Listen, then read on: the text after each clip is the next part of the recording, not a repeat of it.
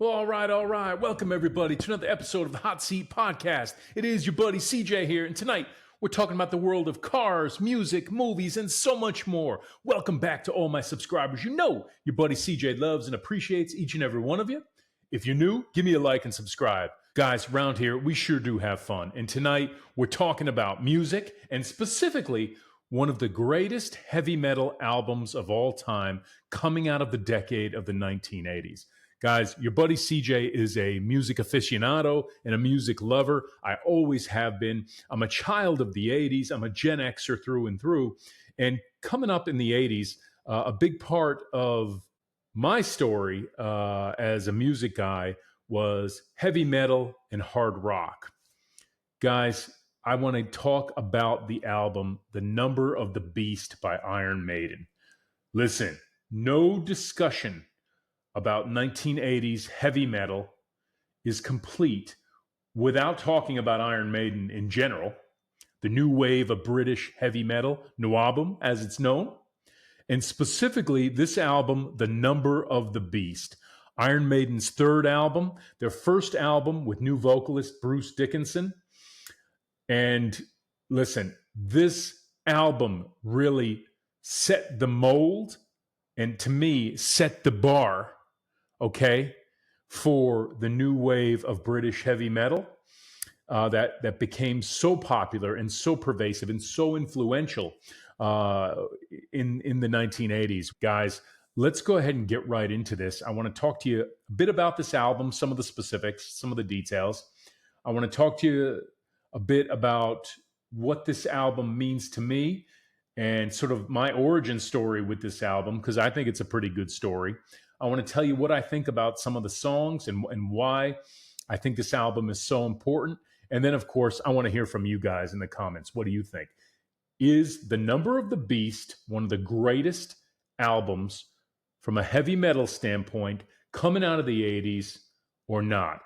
Listen, if you don't think this is a top 5 album for heavy metal in the 1980s, I don't know what planet you're on. You got to tell me where you think it comes in. It's at least top 10. For me, it's top 5 all day long, and I'm going to tell you why. So let's go ahead and dive in here, guys. Come on. Picture the scene. Probably 1983, maybe early 1984. Your buddy CJ here was just getting into heavy metal. As a young person, I was always a music lover. My parents tell me, like, you know, I used to be rocking out to like the Staying Alive soundtrack as a little kid, and I just loved, you know, heard it through the grapevine and a bunch of other music my parents would play before I could even about walk, I think. So I was always a music kid. But hanging out with my buddy like Jason and Mike around the neighborhood, particular Jason, you know, his older brothers were really into heavy metal. And Jason started exposing me to some of this music. We'd be hanging out at his house. And one day we were listening to The Number of the Beast and Run to the Hills. And he's playing all these songs. And he turned around and he looked at me and he said, CJ, we've got an extra copy of this album, Number of the Beast. And I don't know why. Why don't you take it? And I said, whoa, Jason, isn't that your brother's album? He said, don't worry about it, CJ. He'll never miss it. We have 2 copies, and I don't know why we have 2 copies. To this day, 2025, I have no idea why Jason had 2 copies of Number of the Beast. But it was really my first metal album. I'm going to say 1983, 1984, early 1984. I took that album home. I sat down with my stereo in my room. I'll never forget. I played that album cover to cover, side 1 through side 2. Songs like Run to the Hills, The Number of the Beast, Hallowed Be Thy Name. I read that liner cover. I read the back cover. I studied the artwork, Derek Riggs' artwork on the front cover of The Number of the Beast. Are you kidding me? I was hooked. I was hooked on heavy metal at that moment through today. Through today. That's the influence this album had on me. And I don't listen to it every day.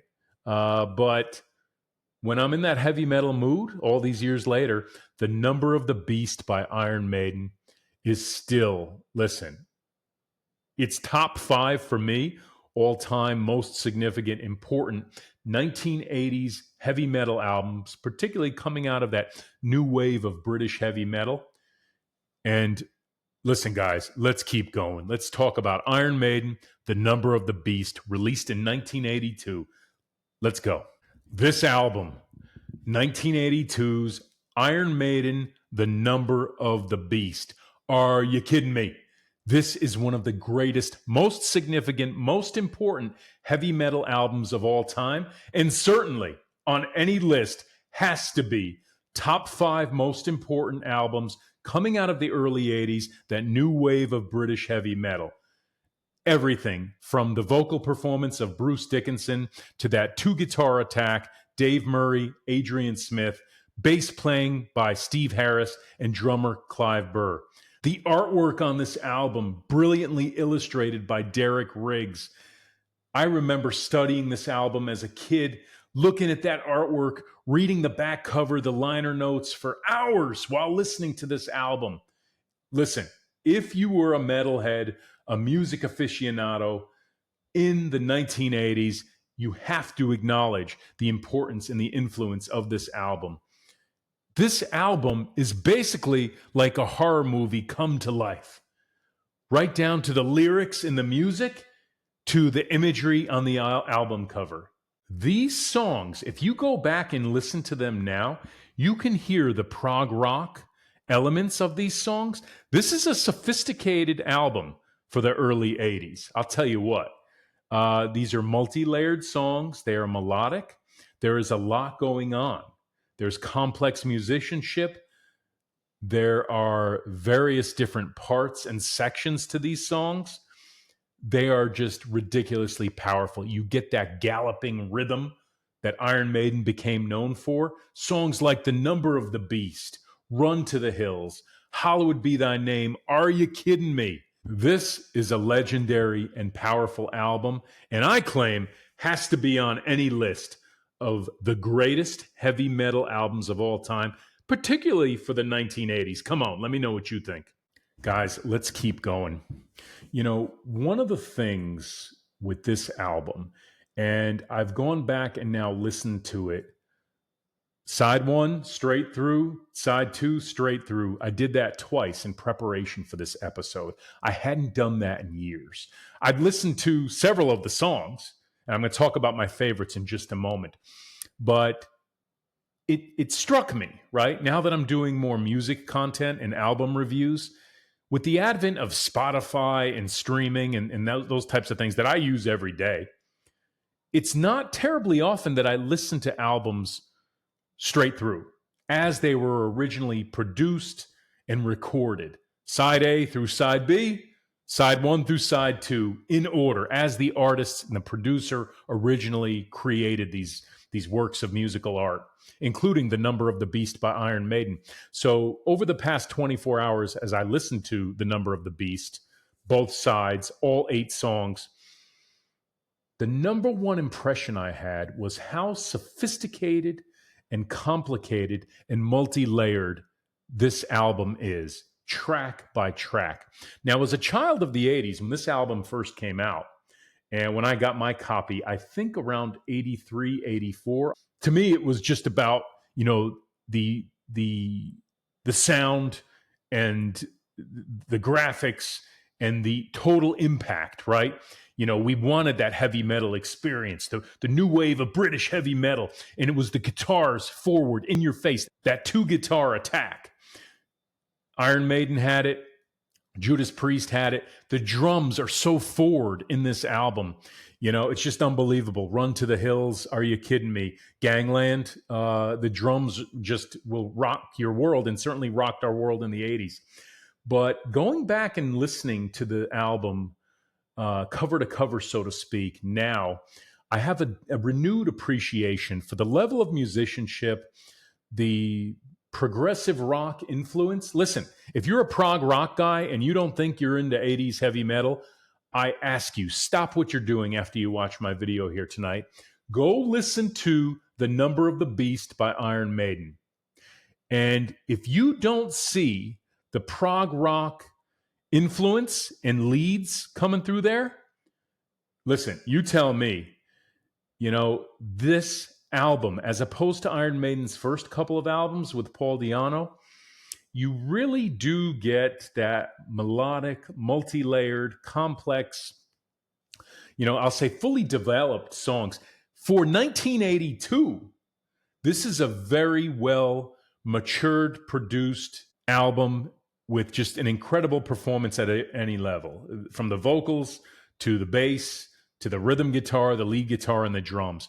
If you really study this album and you appreciate and love the genre of heavy metal, okay, I encourage you to go back and listen to it and look for those cues, because I'll tell you what, when this album was contemporary and popular in the early 80s, I don't think a lot of us were studying it on that level. As CJ the Kid wasn't talking about those things. It was, this music's cool and I can relate to this music, and this music, pounding metal, you know what I'm saying?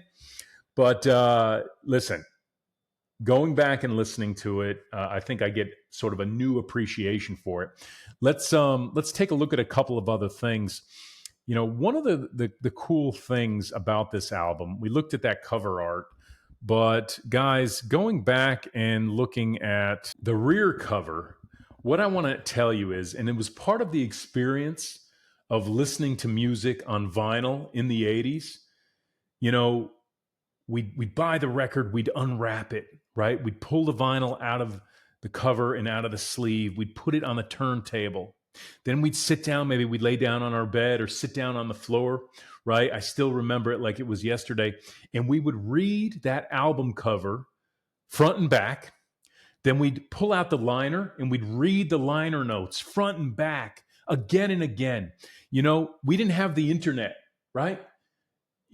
So how did you experience music? Of course, it was about the sound and the songs. And this was during the early days of MTV. Let's not even go there yet. We weren't playing a lot of heavy metal at this time. But what I will tell you is, part of how you enjoyed and appreciated and absorbed this music, early 80s heavy metal, bands like Iron Maiden, it wasn't just about the songs. Songs were most important, but it was also about this album cover and the artwork Derek Riggs designed, and checking out the band and reading every lyric and every liner note, all the artwork, just studying it and talking about it with your buddies, your fellow metalheads. That was a big part of the experience. And this album in particular, Iron Maiden, The Number of the Beast, you had all of those elements. It wasn't just about the musicians and the band. Of course, that's the center of the universe. And the songs, the center of the universe. But as a young man and a young metalhead, a kid in the 80s, can you imagine the impact of the visual elements, right? And then, of course, when they got into the music videos with Eddie, right? All the artwork centered around Eddie, brilliantly illustrated by Derek Riggs. It was the whole thing, the total package. And that's why I say this is an important and influential album, not just because of the songs, and that's a part of it, that's a huge part of it, but because of the imagery, okay? And the experience and sort of the counterculture element as well. Let's be real. As I mentioned, it's kind of heavy metal music that wasn't for your parents, plus it captures the best of horror film imagery and maybe some comic book imagery, coupled with the cool factor of the band, and their image and the long hair and the two guitar attack and the huge drum set. The whole thing is what compelled us as young metalheads. Now, listen, most importantly, I want to talk about the songs. So let's pull up the track listing. But guys, listen, I'm going to pull it up right from the album. This is directly from the rear of the album cover. This is one of the unique things about The Number of the Beast by Iron Maiden, is that this album gets stronger the deeper you go into the track listing. Side 2 is 100% stronger than side 1. You can't disagree with me. Side 2 of The Number of the Beast takes this great metal album and pushes it into the fourth dimension of existence.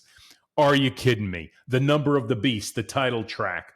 Woe to you, O earth and sea. By the way, that spoken vocal intro is not Vincent Price. It's a It's a piece of Revelation. Okay, it's a section of text from Revelation, but it's actually read by actor Barry Clayton. British actor Barry Clayton actually reads that, not Vincent Price. Nonetheless, very cool. Who knew? Did you know that? Leave me comments. Run to the Hills with that drum intro. Did you know we used to walk around school singing Run to the Hills, metalheads? We used to play that drum intro on our desks at school. You know, that song, if you were a metalhead in the 80s, is one of those iconic songs that was a part of your youth. Okay. And listen, it's top three on this album for me. Between the Number of the Beast, Run to the Hills, kicking off side two, it's like a 1-2 punch. And listen, I claim if Iron Maiden had done nothing else but produce this album and those two songs, they would still be legends of 1980s new wave of British metal. And we'd still be listening to those songs today, and they would still have influence. But this album is so much more. You've got Gangland with that ridiculous drum intro. Hallowed Be Thy Name is probably the most dramatic, engrossing track to wrap up a metal album. Like, mind blown. I will tell you, if you go back and listen to this album, side one with Invaders, Children of the Damned, The Prisoner, 22 Acacia Avenue, flip it over, listen to side two, The Number of the Beast, Run to the Hills, Gangland, Hallowed Be Thy Name. It's like a rock opera. The Number of the Beast, if you play it side one all the way through to side two, all the way through, you're getting a heavy metal rock opera from the early 80s. It is so powerful. Each song stands on its own, tells a story, has ridiculous musicianship, okay? Incredible vocals by Bruce Dickinson, okay? That two guitar attack, those powerful drums, the galloping rhythms, and the melodic force of these songs. Are you kidding me? It has to be one of the most perfect heavy metal albums coming out of the new wave of British heavy metal in the early 80s. Do you guys agree with me? Listen, guys, I don't think you can overstate the importance of this album to the heavy metal genre. One of the interesting things, perhaps unfortunate, I wasn't really aware of this back in the 80s when this album came out. But in hindsight, I do know that there was some controversy surrounding it because it was The Number of the Beast and it had biblical references in it. There was this perception, I claim an erroneous perception, completely false, that the band was satanic. And if you actually listen to the music and the lyrics, if you actually did your homework and research, you would have known that Iron Maiden and this album were the furthest thing from being satanic or a part of the occult. You know, again, I claim it's just brilliant, deep, heavy metal performance and song and lyrics with some of the, you know, these darker subject matters. It was just artistic expression. And, you know, to me, there's a hypocritical element to that. When music critics or when activists or what have you try to mess with our art, our music, at the time, I can see why certain people, maybe this wasn't your jam, you know, Iron Maiden, heavy metal, new wave of British metal, you know, The Number of the Beast as an album would not be your thing. I get it, especially back in that era. But listen, I think the album got a bit of a bad rap there for a while. But wow, did it ever catch on with metalheads, with the youth of the day, for all the reasons I mentioned. And by the way, knowing how teenagers are and young people, don't you think the more the adults said, oh gosh, you can't listen to Iron Maiden and all that evil heavy metal, Ozzy Osbourne and all these other bands, Black Sabbath? Listen, it just made it cooler. We just wanted to listen to it more. And I think there's an element of truth to that, you know? Guys, something else that we have to talk about with this album that's super important. Bruce Dickinson's first album with Iron Maiden, The Number of the Beast. Iron Maiden's third album. Bruce replaced Paul Di'Anno. Rest in peace, Paul Di'Anno. Paul Di'Anno, I'll say, was more of a punk singer, kind of raw. He had limits compared to Bruce Dickinson. Bruce Dickinson's vocal performance capability, vocal skills, and vocal limits were far above and beyond what Paul Di'Anno could ever do.